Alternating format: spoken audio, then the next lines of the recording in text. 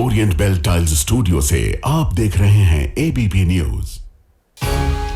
नमस्कार, मैं हूं प्रतिभा मिश्रा। दिन की हर बड़ी खबर के साथ आइए शुरू करते हैं भारत की बात। शुरुआत उन खबरों से जिन पर विस्तार से करेंगे चर्चा।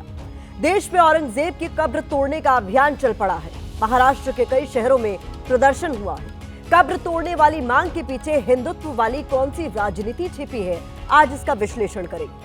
औरंगजेब की कब्र पर कार सेवा वाली चर्चा चल रही है। नितेश राणे जैसे मंत्री कब्र तोड़ने को लेकर भड़काऊ बयानबाजी कर रहे हैं। कब्र तोड़ने से क्या मिलने वाला है, ये सवाल भी राजनेताओं से आज पूछेंगे। बिहार में 5 दिन के भीतर 2 पुलिसकर्मी मारे जा चुके हैं। अकेले होली के दिन 10 जगहों पर पुलिस के खिलाफ हमले हुए हैं। आज हम नीतीश राज की क्राइम फाइल खोलने वाले हैं और हर दिन की तरह रात 8:30 बजे होगी स्पेशल रिपोर्ट, जिसमें आज हम आपको दिखाएंगे ओवैसी की आग। तो सबसे पहले बात देश की राजनीति के कब्र तोड़ काल की हम करने वाले हैं। औरंगजेब की कब्र तोड़ने की मांग तेजी से जोर पकड़ रही है। आज विश्व हिंदू परिषद और बजरंग दल जैसे हिंदू संगठनों ने महाराष्ट्र के कई शहरों में प्रदर्शन किया है। संभाजीनगर, पुणे और नागपुर में कब्र के खिलाफ सड़कों पर विरोध और आगजनी की है। इन संगठनों ने कब्र तोड़ने का अभियान चला दिया है, क्योंकि आज छत्रपति शिवाजी महाराज की जयंती है। इसीलिए औरंगजेब विरोध की लपटें और तेज नजर आ रही है। इसके अलावा औरंगजेब विरोध की राजनीति अब कब्र पर कार सेवा तक जा पहुंची है। इसमें बाबरी पार्ट 2, पाकिस्तान, तालिबान, मुस्लिम लीग और 21 लाख रुपए के इनाम की भी चर्चा हो रही है। कुल मिलाकर औरंगजेब और उसकी कब्र अखिल भारतीय सियासी मुद्दा बन चुका है। औरंगजेब की कब्र के अलावा देश में और किसी मुद्दे की चर्चा नहीं है। ऐसा लगता है कि औरंगजेब की कब्र टूटने के साथ ही देश की सभी समस्याओं का समाधान हो जाएगा। पहले आपको महाराष्ट्र के अलग अलग शहरों से हिंदू संगठनों के प्रदर्शन की ग्राउंड रिपोर्ट दिखाते हैं। इसके बाद आपको औरंगजेब पर महाराष्ट्र के मुख्यमंत्री देवेंद्र फडणवीस का सबसे नया बयान दिखाएंगे, जिसमें वो कब्र तोड़ने की मांग करने वालों का समर्थन कर रहे हैं। देश की रक्षा कौन करेगा? बजरंग दल, बजरंग दल। औरंगजेब की कब्र कौन हटाएगा? बजरंग दल, बजरंग दल। शिवाजी महाराज की जय। औरंगजेब की कब्र से कुछ ही दूरी पहले आप देख सकते हैं कि कैसे बैरिकेड्स लगा कर रखे गए हैं। एसआरपी की टीम यहाँ डिप्लॉयड है, ऑफिसर्स यहाँ पर तैनात किए गए हैं। औरंगजेब की कब्र को तुरंत हटाया जाए। अगर मांग हमारी स्वीकार नहीं की तो हिंदू समाज आने वाले दिनों में वहाँ जाकर कार सेवा करने के लिए तैयार है। 1 महीने के बाद अगर उन्होंने निर्णय नहीं लिया तो बजरंग दल के सारे लोग स्वयं कार सेवा करने के लिए खुलताबाद में जाएंगे और अपने धर्म की, अपने देश की इज्जत बचाने के लिए, स्वाभिमान की रक्षा के लिए वहां से कब्र हटाएंगे। 317 साल से आलमगीर बादशाह की खबर है। अपने पूर्वजों को देखना चाहिए, तो उन्होंने जैसा वो खबर को संभाल के रखे, ये खबर को संभाल के रखे, तो आगे भी रखना चाहिए। अत्याचारी मुगल शासक की कब्र हिंदुस्तान में क्या कर रही है? ऐसी कब्र पर बुलडोजर चलना चाहिए। और मैं तो कहता हूं कि जो भी हिंदू वीर योद्धा उस मुगल शासक औरंगजेब की कब्र पर बुलडोजर चलाएगा, उसको श्रीकृष्ण जन्मभूमि संघर्ष समाज की तरफ से 21 लाख रुपए का इनाम दिया जाएगा। इस बीच महाराष्ट्र के मुख्यमंत्री देवेंद्र फडणवीस ने कब्र तोड़ने की मांग करने वालों का समर्थन किया है। देवेंद्र फडणवीस ने आज भिवंडी में छत्रपति शिवाजी महाराज मंदिर का उद्घाटन किया। यहां उन्होंने कहा कि महाराष्ट्र में शिवाजी महाराज के मंदिर का महिमा मंडन होगा, औरंगजेब की कब्र का नहीं। या देशामध्ये महिमा मंडन होईल तर ते छत्रपती शिवरायांच्या मंदिराचं होईल, औरंगजेबाच्या कबरीचं होणार नाही। हे देखील या निमित्ताने लक्षात घेतलं पाहिजे। आपल्याला देखील कल्पना आहे की एएसआयने त्याला 50 वर्षापूर्वी संरक्षित म्हणून अशा प्रकारचं त्या ठिकाणी स्थळ म्हणून घोषित केलेलं आहे आणि म्हणून त्याचं संरक्षण देखील करायची जबाबदारी ही राज्य सरकारवर आणि केंद्र सरकारवर येऊन पडलेली आहे। काय दुर्दैव आहे, ज्या औरंग्याने आमच्या हजारो लोकांना मारलं त्याच्याच कबरीचं संरक्षण आम्हाला करावं लागतं। पण एक वचन तुम्हाला निश्चितपणे देतो, काहीही झालं तरी या महाराष्ट्रामध्ये औरंगजेबाच्या कबरीचं महिमा मंडन होऊ देणार नाही। फडणवीस इससे पहले भी कब्र तोड़ने की बात कह चुके हैं। अब जो तमाम नेता औरंगजेब की कब्र को तोड़ना चाहते हैं, हम उनसे कुछ सवाल पूछते हैं। औरंगजेब की कब्र तोड़कर आखिर क्या मिलेगा? क्या गरीबी, बेरोजगारी मिट जाएगी? क्या औरंगजेब की कब्र टूटने के बाद इतिहास बदल जाएगा? क्या औरंगजेब की कब्र टूटने से मुगलों का नाम देश से मिट जाएगा? हमारा सवाल महाराष्ट्र के मुख्यमंत्री देवेंद्र फडणवीस से भी है कि अगर कब्र को एएसआई का संरक्षण नहीं होता तो क्या वो इसे तोड़ने का आदेश देते? क्या औरंगजेब विरोध के पीछे सिर्फ हिंदुत्व वाला एजेंडा नहीं है? यही नहीं, क्यों नीतीश राणे जैसे मंत्रियों को भड़काऊ बयान देने की छूट दी जा रही है? क्या यह औरंगजेब के नाम पर किसी सियासी प्रयोग की कोशिश नहीं है? नीतीश राणे ने जो कहा है, क्या वो कब्र तोड़ने के लिए लोगों को उकसाना नहीं है? वो कह रहे हैं कि आप अपना काम करो, सरकार भी अपना काम करेगी। बाबरी को तोड़ते समय हमने आपस में बातचीत की थी क्या?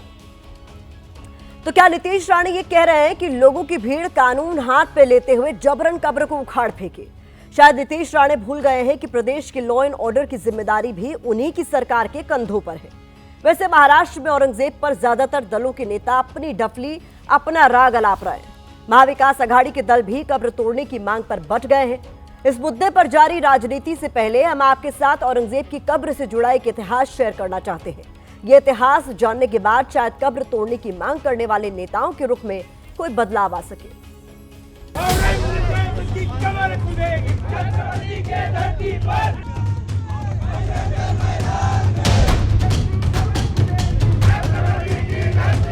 जितनी नफरत आज मराठा राजनीति करने वाले दल औरंगजेब की कब्र के खिलाफ दिखा रहे हैं, उतनी नफरत मराठा साम्राज्य में भी मुगलों के स्मारकों के प्रति नहीं दिखी। ये हम नहीं कह रहे हैं, बल्कि इतिहास की किताबों में ऐसे किस्सों का जिक्र है।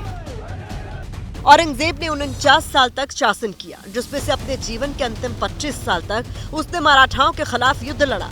1707 में जब औरंगजेब की मौत हुई तो मराठा साम्राज्य ताकतवर होकर उभरा।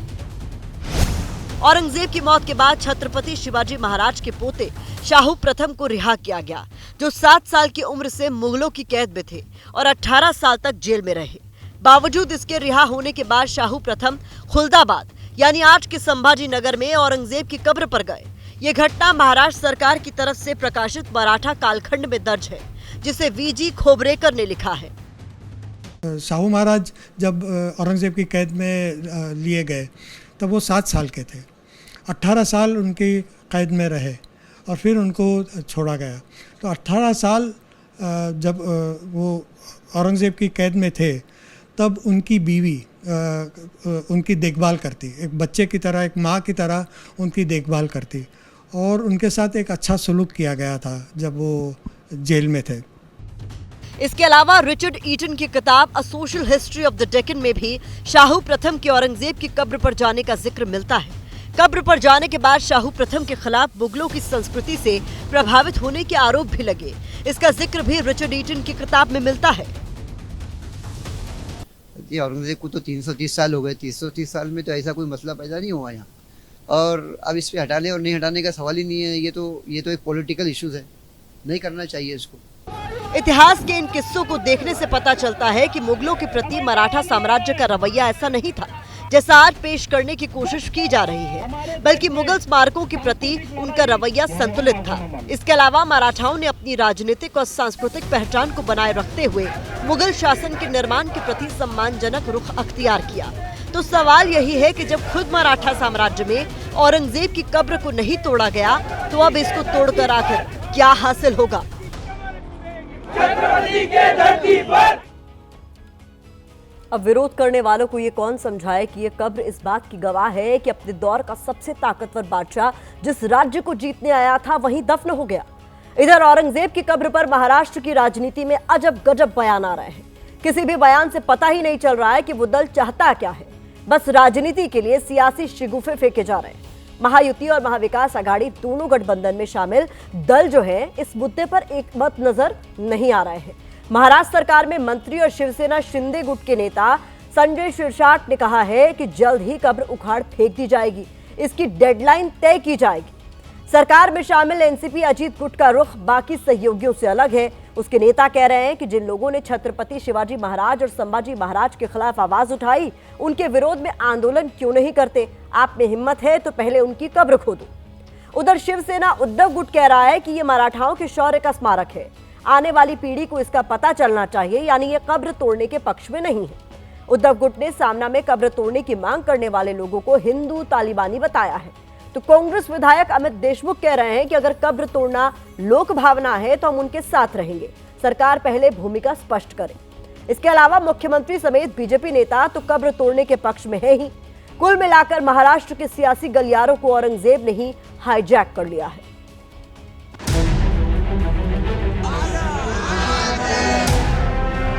कि कब्र इतिहास में एक बहुत महत्वपूर्ण चीज है, तो वो रहनी चाहिए।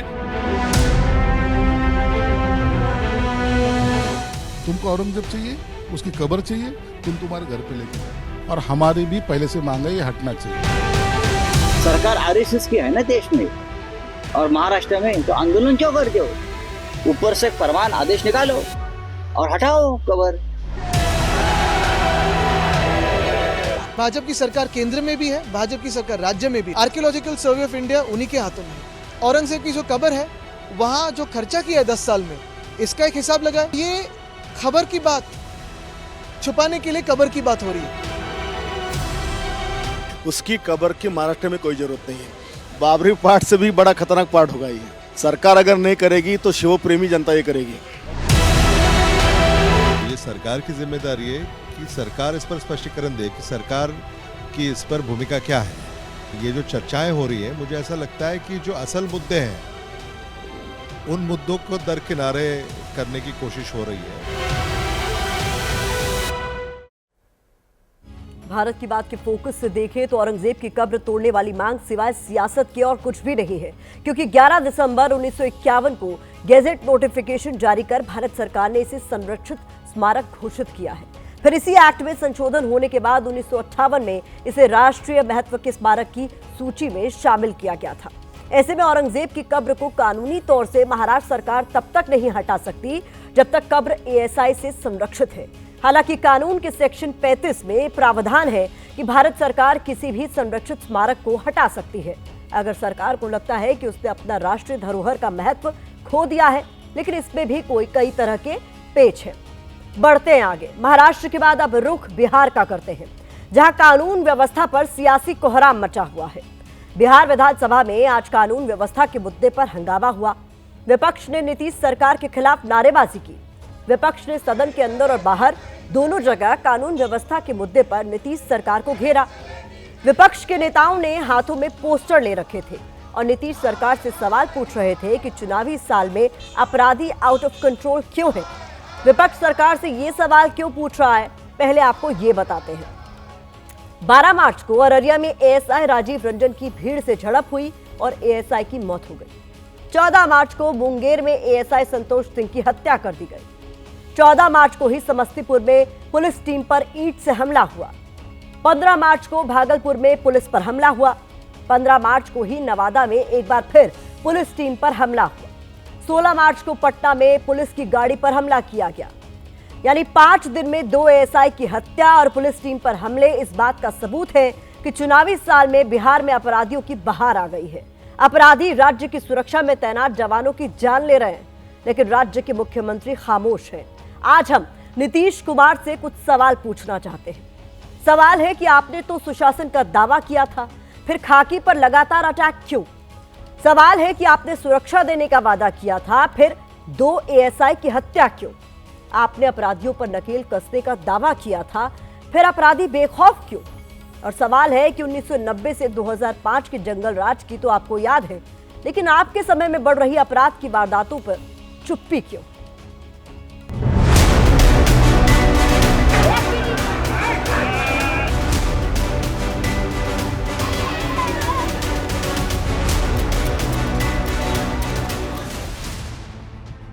जिस राज्य में जनता को बचाने वाली पुलिस ही असुरक्षित हो, वहाँ क्या हाल होगा, ये समझना ज्यादा मुश्किल नहीं है। एक बात जरा बताइए, कहाँ जंगल राज आया है? कौन जगह हो रहा है? जनता राज चल रहा है, समझ गए ना? नीतीश कुमार को लालू का जंगल राज तो बार बार याद आता है, लेकिन उनके खुद के राज में अपराधी किस तरह खाकी के लिए खौफ बन गए हैं, इस पर सरकार आंखों पर काली पट्टी बांधकर और कानों में तेल डालकर बैठ गई है। नीतीश की आंखों पर बंधी इस पट्टी को खोलने के लिए तेजस्वी यादव ने मोर्चा खोला है। नीतीश कुमार जी के रहते हुए 60,000 हत्याएं हुई हैं। 25,000 बलात्कार, सबसे अधिक अगर पुलिस वालों की हत्याएं अगर किसी मुख्यमंत्री और गृह मंत्री के शासन में हुआ है तो नीतीश कुमार जी के रहते हुए सबसे ज्यादा है पुलिस वालों की। कहाँ है कानून व्यवस्था? तो इसका भी दोषी ये लालू जी को ठहराने का काम करेंगे। चुनावी साल में विपक्ष को वही मुद्दा हाथ लगा है जिसे भुनाकर नीतीश ने सत्ता हासिल की थी। फर्क बस इतना है कि उस वक्त लालू के जंगल राज की चर्चा थी और आज नीतीश के जंगल राज की बात हो रही है। सदन हो या सदन के बाहर, हर जगह विपक्ष एक ही सवाल पूछ रहा है, कहाँ है कानून व्यवस्था? 2 दिन में 22 हत्या हुआ तो रोज कितना होगा? सुशासन में सरकार है, लोन कहाँ लोन होगा? ये कहीं न कहीं एक साजिश को इंगित करता है। ये विरोधी का साजिश है कि अपराधियों को कहीं न कहीं आगे किया जा रहा है कि सरकार को बदनाम करो, सुशासन की सरकार कहला रही है। बिहार में पिछले 5 दिन में 2 एएसआई की हत्या हुई है। पुलिस की टीमें अपराधियों के टारगेट पर हैं। भागलपुर से लेकर नवादा, समस्तीपुर, पटना तक पुलिस टीम पर हुए हमलों ने बिहार की कानून व्यवस्था पर प्रश्न चिन्ह लगा दिया है। जनता तो जनता, अब खाकी में भी इस बात का डर है कि कहीं हमला न हो जाए। सांप्रदायिक सद्भावना बनाए रखने, ये हमारा प्रथम गोल है। अगर अपराधी पुलिस को मुड़ के कट्टा दिखाएगी, गोली चलाएगी तो एकदम फायरिंग पर छूट। सुशासन की अंधेर गर्दी, टारगेट वर्दी, ये वो सवाल है जो बिहार में पिछले कई दिनों से लगातार ट्रेंड हो रहा है। लेकिन अब भी नीतीश के मंत्रियों को आरजेडी का ही जंगल राज दिख रहा है। ये कोई राजनीतिक साजिश की तरह किया जा रहा है, just to defame the government. जो भी लोग इसमें इन्वॉल्व हैं उन सब पर बहुत सख्त कार्रवाई की जाएगी। हम जंगल राज जो कहते हैं that was a different thing. Bihar में सरकार नाम का कोई चीज नहीं है। हर व्यक्ति अपने आप को असुरक्षित महसूस कर रहे हैं। बिहार में करीब 13 करोड़ की आबादी है और इस 13 करोड़ की सुरक्षा का जिम्मा करीब 1,44,000 जवानों पर। इनमें से भी अभी करीब 1,02,000 जवान ही तैनात हैं, जबकि बाकी के पद खाली पड़े हैं। ये तो पुलिस पर हमला थोड़े है, ये तो मुख्यमंत्री जी को समझना चाहिए कि सीधा उन पर हमला है। अब सोचिए, इतनी बड़ी आबादी की सुरक्षा इस प्रदेश की पुलिस किन चुनौतियों से जूझते हुए कर रही है। लेकिन इससे नीतीश कुमार को शायद कोई लेना देना नहीं, कोई फर्क नहीं पड़ता। फर्क पड़ता तो अपने पुलिस कर्मियों की हत्या पर 2 शब्द जरूर कहते, सामने आकर जनता को सुरक्षा का भरोसा देते। लेकिन नीतीश है कि चुप है और उनकी यही चुप्पी उनके सुशासन के दावे की हवा निकाल रही है।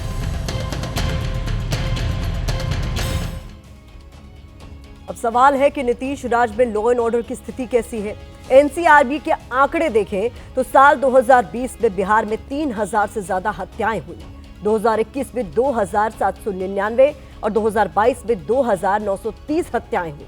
साल 2020 में अपहरण की 7,800 से ज्यादा वारदात हुई।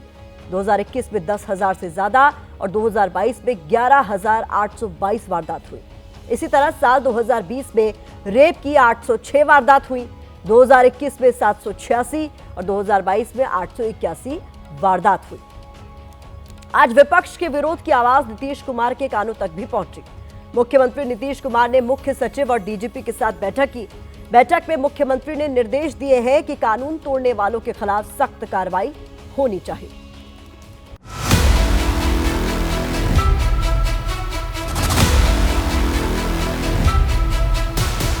तुम्हारे इन मारों से हम डरने वाले नहीं हैं। अल्लाह का कलाम हम बोलते रहेंगे, पढ़ते रहेंगे, अमल करते रहेंगे। तुम मारोगे, जान लोगे, क्या करोगे? ओवैसी का एकमात्र मकसद है भारत के मुसलमानों को गुमराह करना।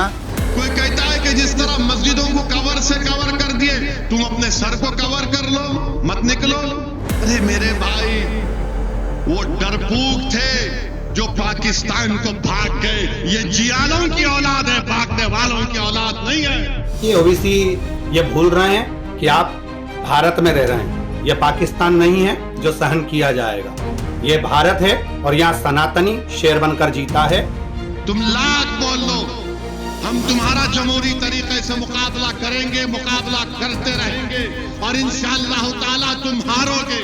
ओवैसी पागल हो चुका है और ऐसे पागल व्यक्तियों को बाहर घूमने देना ये जनता के लिए हानिकारक होता है।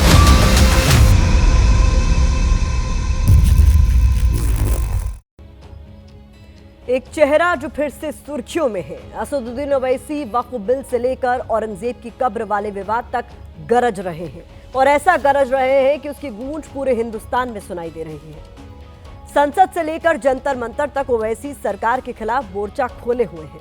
ओवैसी मुसलमानों से अपील कर रहे हैं कि उन्हें डरने की जरूरत नहीं और बीजेपी से लेकर तमाम हिंदूवादी ओवैसी पर भड़काऊ भाषण देने का आरोप लगा रहे हैं। ओवैसी बैरिस्टर हैं, यानी दलीलें अच्छी पेश करने में उनका कोई मुकाबला नहीं है, लेकिन ओवैसी अपनी तकरीरों में धर्म का ऐसा छौंका लगाते हैं कि उनका पूरा भाषण हिंदू बनाम मुसलमान तक सिमट जाता है। ओवैसी मुसलमानों के खिलाफ जाति का आरोप लगाते हैं। वो नाम संविधान का लेते हैं, लेकिन पूरा भाषण धर्म की चादर को ओढ़ कर देते हैं। और आज हम ओवैसी की इसी आग का विश्लेषण करने जा रहे हैं। वो डरपोक थे जो पाकिस्तान को भाग गए। ये जियालों की औलाद है, भागने वालों की औलाद नहीं है। लोग जो हमको थप्पड़ मार रहे हैं ना, याद रखो अल्लाह अपनी कुदरत से तुमको शिकस्त देगा और हम गालिब होंगे इंशाअल्लाह होगा। मगर त्योहार को नफरत का तरीका बनाना, त्योहार को किसी पर गलबा दिखाना, वो कौन सी अच्छाई है उसे बताइए। खुद को मुसलमानों की सबसे बड़ी आवाज कहने वाले ओवैसी बिल्कुल अपने चिर परिचित अंदाज में गरजे। तुम यहाँ भिजा दो, वहां चले जाओ। अरे क्या कोई गली से निकल के वहां बात कर रहे? तुम अपना घर छोड़ के दूसरी गली में नहीं आते, न बोलते हो वहां चले जाओ। अजीब अहमखाना गुफ्तगू कर रहे हैं।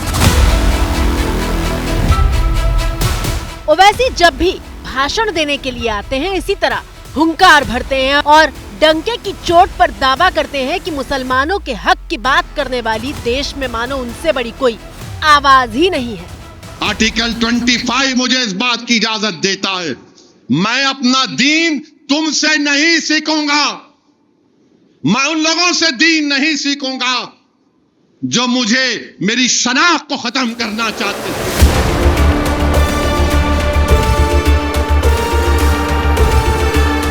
ओवैसी के इसी अंदाज पर भीड़ जमकर तालियां पीटती है और बार बार ओवैसी की ऐसी ललकार को देखने के लिए हैदराबाद से लेकर महाराष्ट्र तक लोगों का जन सैलाब जमा हो जाता है।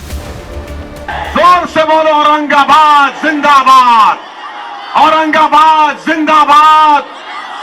अब आप डाल के खींचना, कैसा खींचेंगे? अरे डाल के rough rough rough rough rough rough पूरे खींचो। मैं इधर से खैरे को खींच रहे, उधर से बूमरे को खींच रहे, अभी मोदी को भी खींचेंगे।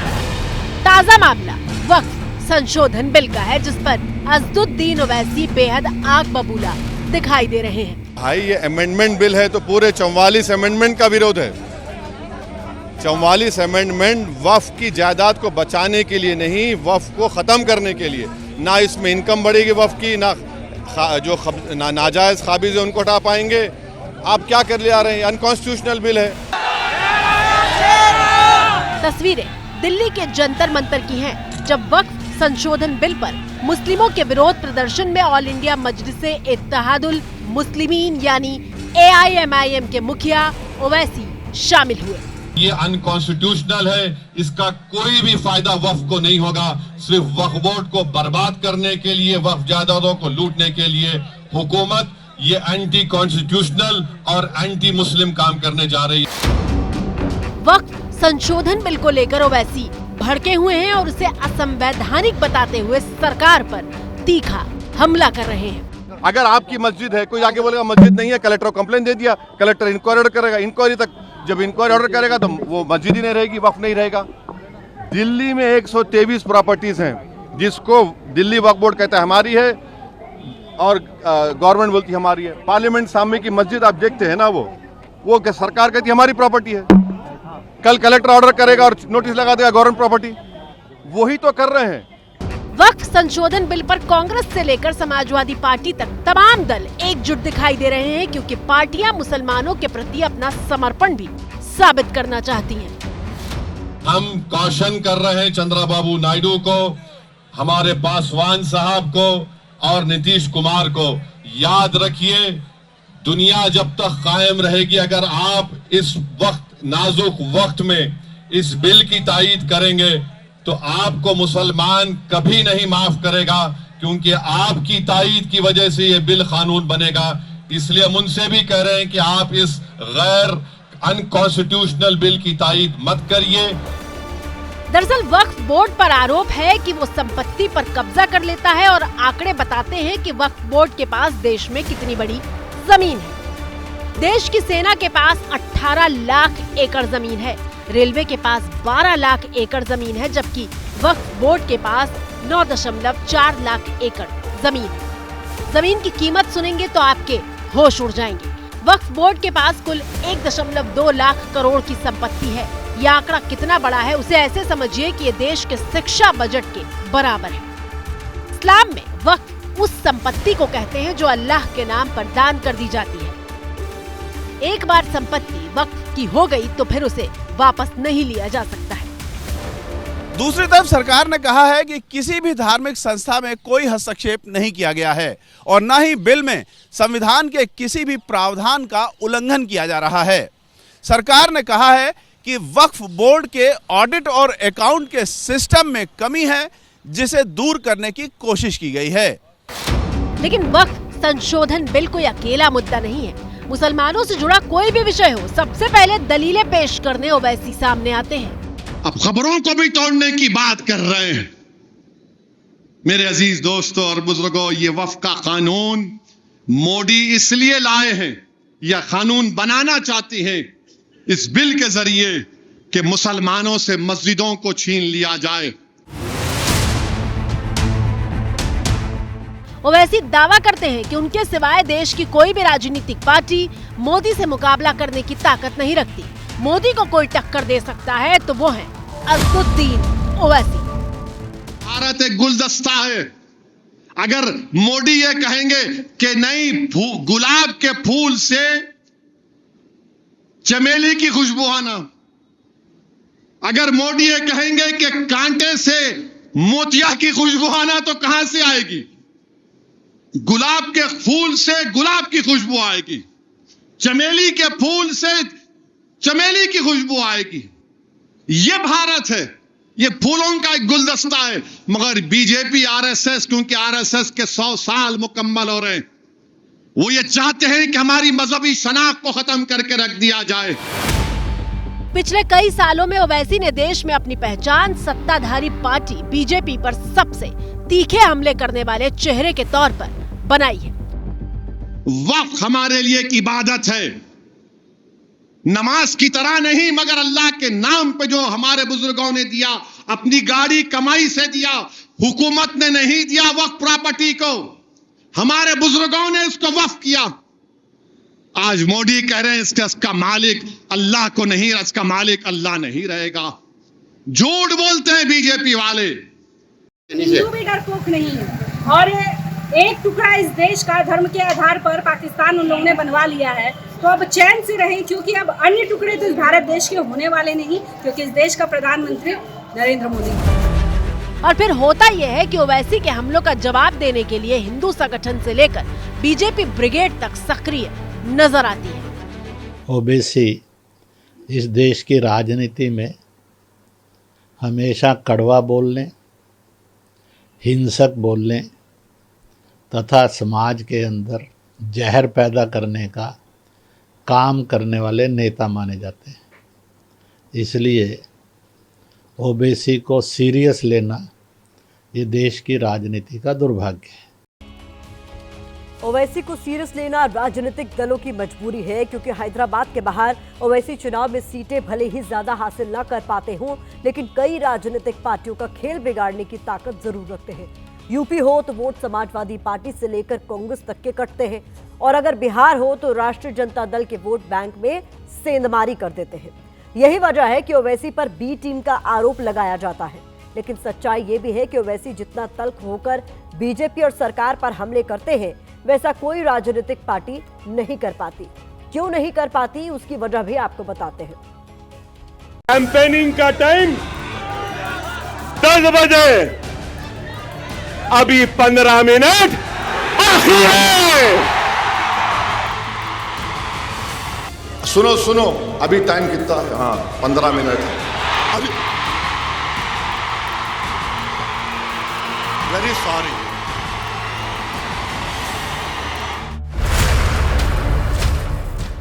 AIMIM के मुखिया और हैदराबाद से सांसद असदुद्दीन ओवैसी हो या फिर उनके छोटे भाई अकबरुद्दीन ओवैसी, मौका देखकर 15 मिनट वाला चौका लगा ही देते हैं।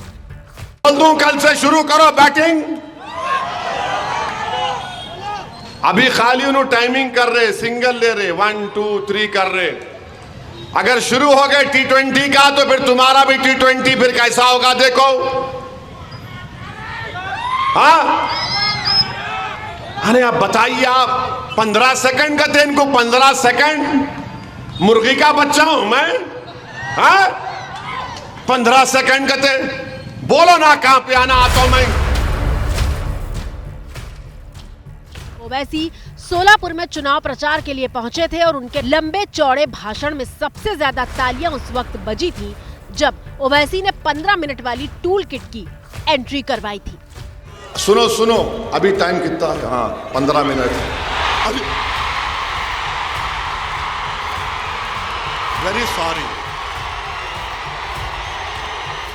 जैसे ही ओवैसी के मुंह से 15 मिनट निकला, उन्होंने वेरी सॉरी कहते हुए मुंह पर हाथ रख लिया था जैसे कोई गलती हुई हो, और फिर बड़ी ही होशियारी से उन्होंने 15 मिनट को कैंपेन की टाइमिंग से जोड़ दिया था।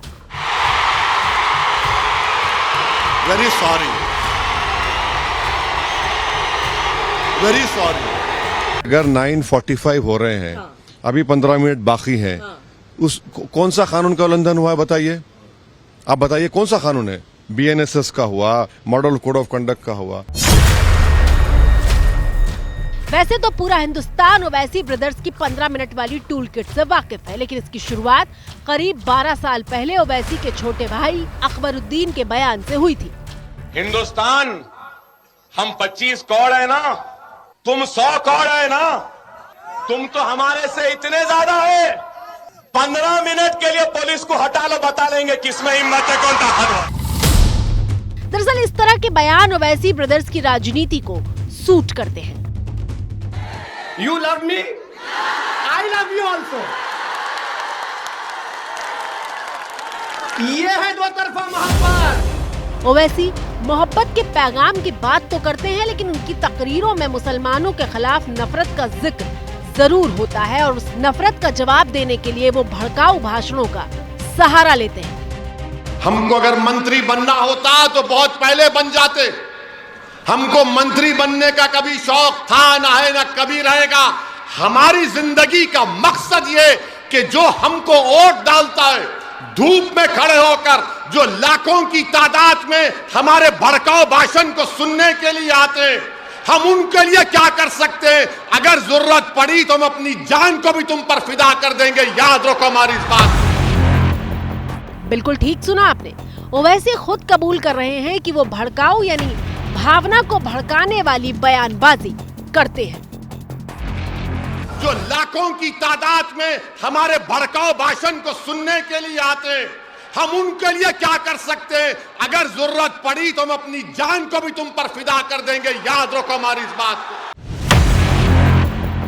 इस बात में कोई दो राय नहीं है कि मुसलमानों के राष्ट्रीय स्तर का कोई नेता है तो वो असदुद्दीन ओवैसी है। मेरी दाढ़ी को व्हाइट देख के लोग बोलते हैं व्हाइट हो जा रही। बाबू, शेर कभी बुढ़ा नहीं होता, याद रखो। ओवैसी का ये अंदाज खूब पसंद किया जाता है क्योंकि वो सिर्फ धर्म की बात नहीं करते बल्कि धर्म की चादर में तथ्य और तर्क से भरी तकरीरें पेश करते हैं। सबसे बड़ी नफरत क्या है? हाँ, ये ओवैसी है, ये बड़ा मजहबी है।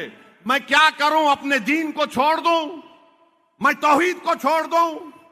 मैं शिरक करने वाली हरकतें करूं? ये मुझसे नहीं हो सकता है। यकीनन भारत का मैं मुसलमान हूं, नंबर 1 का शहरी हूं। मुझे अपने दीन पर फख्र है। क्यों फख्र है? क्योंकि अंबेडकर का बनाया हुआ संविधान में आर्टिकल 25 मुझे इस बात की इजाजत देता है कि मैं अपने मजहब पर चलूं। ओवैसी की आवाज को देश भर का मुसलमान ध्यान से सुनता है क्योंकि उनकी गिनती बेहद पढ़े लिखे सांसद के तौर पर होती है। ओवैसी के पास LLB की डिग्री है और ये डिग्री उन्होंने लंदन से ली है।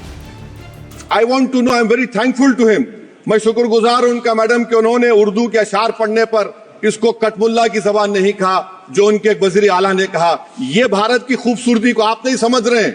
आपको समझना चाहिए उर्दू इस मुल्क की आजादी की जबान है। अपने मुख्यमंत्री को समझाइए। बहुत बहुत शुक्रिया। लेकिन ओवैसी जानते हैं कि उनकी और उनकी पार्टी की राजनीति के लिए सबसे जरूरी क्या है, और वो जरूरत उनके तमाम भाषणों में दिखाई देती है।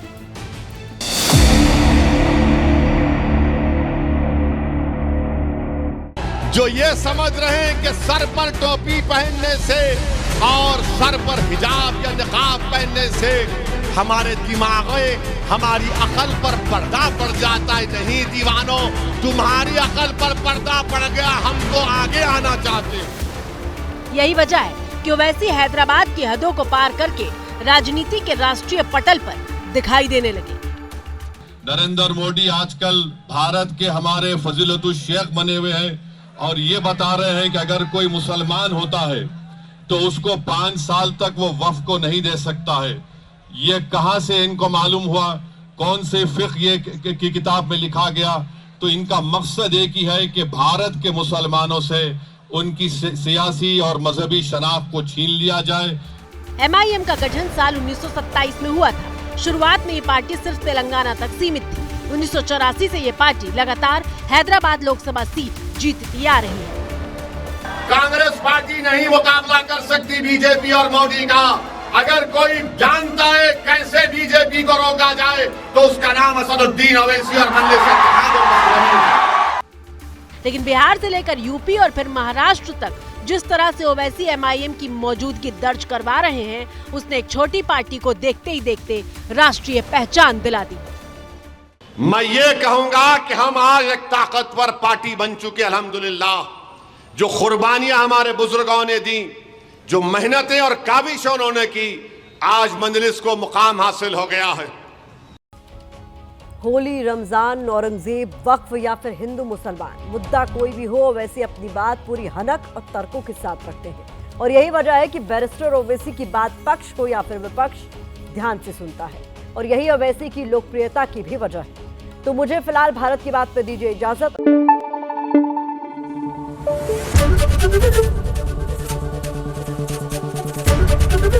ABP न्यूज आपको रखे आगे।